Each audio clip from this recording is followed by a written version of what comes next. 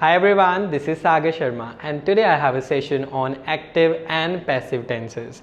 So basically ये बात मेरे से काफ़ी बार स्टूडेंट्स ने पूछी है कि एक्टिव टेंसेस कौन से होते हैं और पैसिव टेंसेस कौन से होते हैं. सो लेट्स सी कि इनमें क्या फ़र्क है, कब यूज़ करते हैं, कैसे यूज़ करते हैं, right. So here we are going to have our active and passive. So here we have active tenses, okay, and few examples with passive. So before I start teaching, आपको ये पता होना चाहिए कि हमने active कब यूज़ करने हैं, passive कब यूज़ करने हैं. First thing, ये जो मैंने सारे tenses यहाँ पे लिखे हुए हैं, ये सारे passive में change नहीं होते हैं. बेसिकली क्या होता है, इनमें से कुछ टेंसेज हैं जो चेंज हो जाते हैं पैसिव टेंसेज में.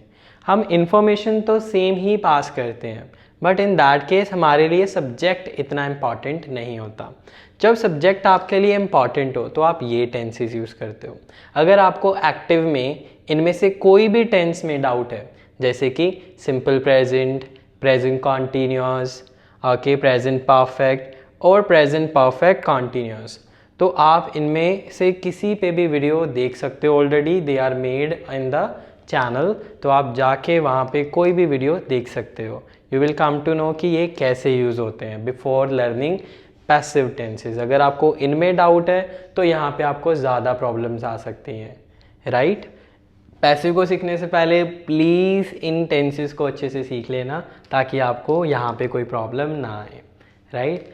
सो हम एक्टिव टेंसेस कब यूज़ करते हैं, जब आपको सब्जेक्ट के बारे में पता होता है, जब आपको पता हो कि किसने क्या करा है, और अगर आप सब्जेक्ट को इम्पॉर्टेंट रखना चाहते हो, आपके लिए वो पर्सन मैटर करता है बताना. सपोज़ आपके घर पे आपके ब्रदर ने कुछ तोड़ दिया, तो आप ये नहीं कहोगे मम्मा समथिंग इज़ ब्रोकन. आप ज़्यादातर क्या करोगे, ब्लेम करोगे, mamma my brother broke the flower pot. So वहाँ पे आप उस पर ब्लेम डाल रहे हो, तो इसलिए शायद आपके लिए सब्जेक्ट बताना बहुत ज़रूरी हो, ओके. तो अगर आपके लिए जिस पर्सन ने वो काम करा है वो बताना बहुत ज़रूरी है, तो आप एक्टिव टेंसेस यूज़ करते हो. तो आप पैसिव टेंसेस कब यूज़ करते हो? फर्स्ट, जब आपको पता नहीं है किसने काम करा है, ओके. जब आपको ये नहीं पता कि काम तो हुआ है बट किसने करा है, you don't know. So in that condition आपके पास ऑप्शन ही क्या है, आपके पास ऑप्शन है पैसिव टेंस का. ये सिचुएशन आती है आइल स्टूडेंट्स के पास जब वो मैप राइटिंग या प्रोसेस राइटिंग करते हैं. उन कंडीशंस में ज़्यादातर बच्चों को नहीं पता होता कि वो काम किसने करा है, okay. The process is done by home, the map, okay, the new construction is done by home, वहाँ पे नहीं मेंशन होता ज़्यादातर. तो उस केस में पैसिव टेंस ही यूज़ होते हैं.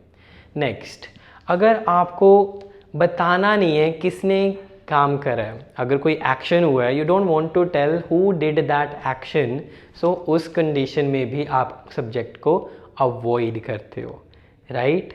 सो इन दिस कंडीशंस आप कर सकते हो जब आपको पता ना हो और जब आप बताना नहीं चाहते कि किसने काम करा है, कोई किसने क्या एक्शन करा है, तो उस कंडीशन में आप अवॉइड कर देते हो सब्जेक्ट को, राइट. तो यहाँ पे मैंने एक सेंटेंस बनाया, T is made, okay. And हमारे पास 3 टेंसेज हैं यहाँ पे सिंपल प्रेजेंट में.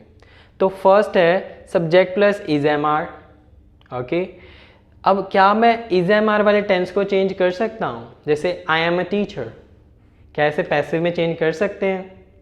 द आंसर इज नो, हम नहीं कर सकते. क्या हम इसे चेंज कर सकते हैं पैसिव में? आई हैव अ कार, नहीं कर सकते. Can I change this? Yes. ये जो टेंस के साथ इंफॉर्मेशन जाती है वो सेम आप पैसिव टेंस के साथ भी पास कर सकते हो. फॉर एग्जाम्पल यहाँ पे जब मैंने कहा tea is made, so it is here telling you about a repeated action.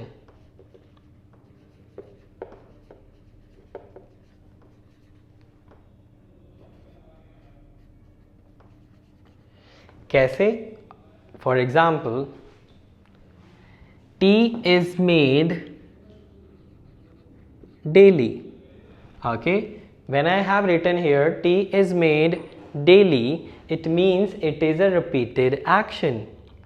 Okay. और यहाँ पे अगर मैं सेंटेंस बना दूँ आई डेली मेक टी, सो यहाँ पे मैंने हाईलाइट करा किसे, खुद को, आई डेली मेक टी। बट क्या आपको यहाँ पे पता चला जब मैंने कहा टी इज़ मेड डेली, किसने बनाई टी, नहीं पता लगा, राइट। बट ऐसा नहीं है कि आपके पास ऑप्शन नहीं है इस चीज़ को बताने का, you have an option, but before telling you the option I would like to tell you the rule here. So यहाँ पे रूल क्या रहेगा, ऑब्जेक्ट, ठीक है। मैंने यहाँ पे क्या कहा था, I daily make tea, tea is my object, object plus is, am, are plus third form of verb. In passive tenses you actually need to know कि थर्ड फॉर्म क्या है वर्ब की। Is it clear? एंड अगर आप चाहो, आपके पास option है, आप पैसिव टेंसेस में भी सब्जेक्ट के बारे में बता सकते हो। फॉर एग्जाम्पल आप यहाँ पे ऐड कर सकते हो बाय समवन और समथिंग, जो भी सब्जेक्ट होगा आप उसे लास्ट में रख सकते हो। जैसे कि tea is daily made by और tea is made daily by me. आप चाहो तो डेली को लास्ट में भी रख सकते हो, T is made by me daily. आप चाहो तो डेली को शुरू में भी लिख सकते हो, daily T is made by me. Is it clear? So this is how we are using this tense, okay, which can be changed into passive voice. Next, आप चाहो तो इस टेंस को भी चेंज कर सकते हो into the passive voice. ज़्यादातर क्या होता है, हम पहले एक्टिव में टेंस बनाते हैं फिर हम पैसिव में जाते हैं, but today I am doing little opposite. हम पहले पैसिव में टेंस बना रहे हैं ताकि आपको समझ आए कि पैसिव टेंसेस होते क्या हैं और उन्हें यूज़ करने से क्या डिफरेंस आता है मीनिंग में। T is being made, okay, let's see कि ये रूल कौन सा है, क्या रूल यूज़ कर रहा हूँ मैं यहाँ पे। पहले मैंने यूज़ करा it which means I am using object, फिर मैंने यहाँ पे यूज़ करा is, it means I am using is, am, are. उसके बाद क्या यूज़ करा है, बीइंग, तो ये बीइंग एज इट इज़ ही यहाँ पे यूज़ हो जाएगा। Okay, after that I am using here third form of verb, okay, it is being made. याद है आपको कॉन्टिन्यूअस हम कब यूज़ करते हैं, ओके, अदरवाइज इसके काफ़ी यूजेस हैं। अगर आपको नहीं पता, you must watch the video which is already made on present continuous, right.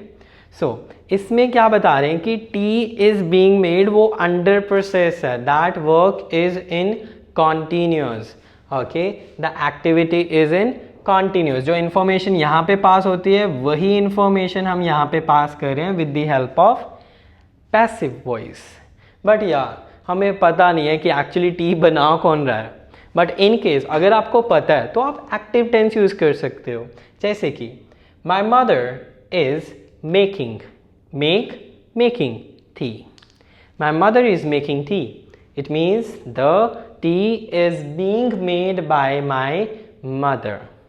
आप चाहो तो इसे ऐड ऑन कर सकते हो, यहाँ पे choice is yours. But I feel कि अगर हमने पैसिव वॉइस यूज़ ही करनी है तो लेट्स अवॉइड द सब्जेक्ट ना, why to mention the subject, okay.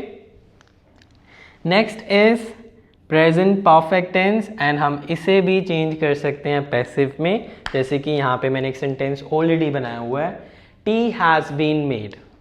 अब अगर इसका रूल होगा तो क्या होगा, can you share in the comment box. जैसे कि मैंने यहाँ से सेंटेंस में से रूल बनाया था कि पहले ऑब्जेक्ट आ गया, फिर इज़ मतलब इज़, एम, आर, फिर बीइंग, देन थर्ड फॉर्म। क्या आप एक रूल रेडी कर सकते हो with the help of this sentence? If yes, pause the video and make it in the comment box. So let me do it. So rule यहाँ पे क्या रहेगा, फर्स्ट ऑब्जेक्ट, अगर हैज़ है तो हैव भी होगा। नेक्स्ट बीन, आपको पता है बीन क्या होता है, been is the third form of is, am, are. Object plus has, have plus been plus third form of verb, it has been made. अब इस टेंस को हम एक्टिव में कैसे चेंज कर सकते हैं, that I want to know from you guys, और इसका मीनिंग क्या है, that you need to tell. Okay, otherwise I hope you enjoyed this video. Thank you so much for watching this, and don't forget to subscribe the channel and hit the bell icon.